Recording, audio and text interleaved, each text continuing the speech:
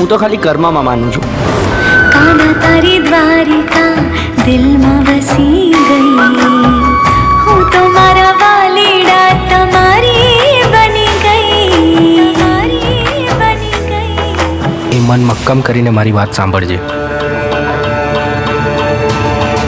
દુનિયા કહે કહેવત તારી, ભક્તિને બચાવી લે. તું મને કે તું ભક્તિને કંઈ જ નહીં થવા દે. મારી ભાભી જે તમારી ભક્તિ કરે છે એની ભક્તિની લાજ રાખ.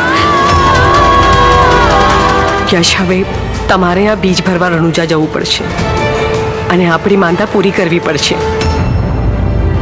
ભક્તિ તું પ્લીઝ બંધ કર. શું દર વખતે રામાપીર કરે છે? તારા રામાપીર તારી સાચો હતો તારી આ હાલત હોત.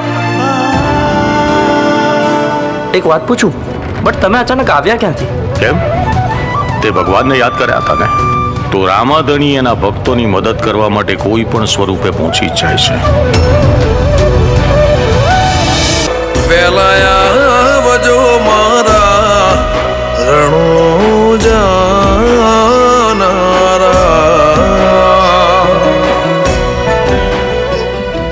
પણ ખાલી ભક્તિથી ભોજન નથી મળતું, ના કે જ્ઞાનથી ઘર ચાલે છે.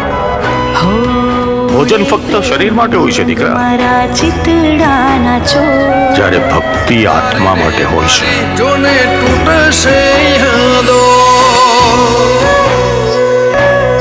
હો હર ઘરમાં આજે ખુશીઓનો શોર. કેમ જશે જિંદગી તારા વિના બોલ. પણ હું તને વચન આપું છું, જો આ દુનિયામાં નહીં રહું તો ફરી એક વાર હું તારા જીવનમાં આવીશ, તારી દીકરી બનીને.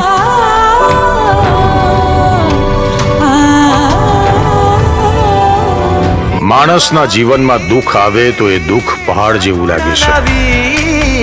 તો એ સમયે માણસને ભક્તિ જ્ઞાન રૂપી તત્વ સમજાઈ જાય અને દુઃખ પ્રેરણા બની જાય છે.